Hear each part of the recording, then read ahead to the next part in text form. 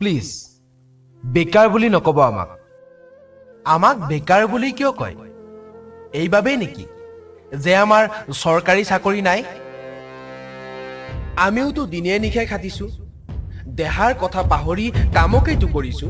তাৰ মাজতে বহুবাৰ চৰকাৰী চাকৰিৰ পিছত দৌৰিছো। যিমান দৌৰিছো সিমান ভাগৰিছো। 10টা পোষ্টত 1000টা এপ্লাই। আৰে কওক না, কি আছে উপায়?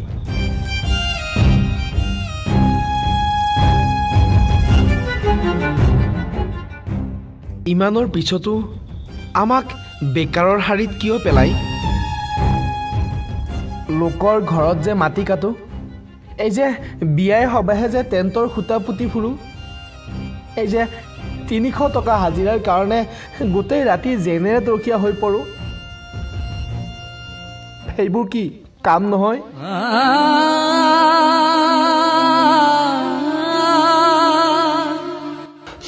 চালা 400 টকাত, মাত্ৰ 400 টকা হাজিৰাত গোটেই জীৱনৰ বাজি লগাই দিওঁ 5 মহলীয়া অট্টালিকাত। প্লিজ প্লিজ বেকাৰ বুলি নকব আমাক।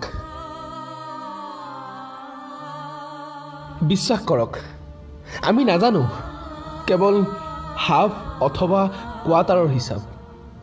আমি জানো ভাল চাদৰ এখন পাই কিমান টকাত,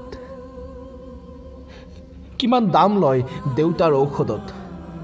প্লিজ বেকাৰ বুলি নকব আমাক। লাজ বুলিবলৈতো একো নাই। যি কাম হ'লেও হাঁহি মুখে চলি যায়। ভাগৰটো আমি লাগিলেও নলগাওঁ, অকলে কান্দিলেও ৰাইজৰ আগত হাঁহিয়ে দেখাওঁ।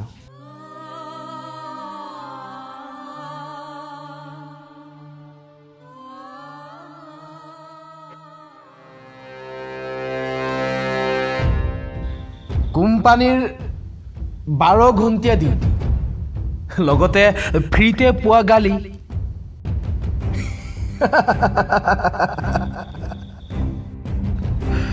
ধিক্কাৰ লাগি যায়, কিয়নো আছো জীয়াই। চালা ইমানৰ পিছতো মানুহে আমাক বেকাৰ বুলিয়েই কয়। কাৰণ আমাৰ যে চৰকাৰী চাকৰি নাই, চৰকাৰী চাকৰি নাই।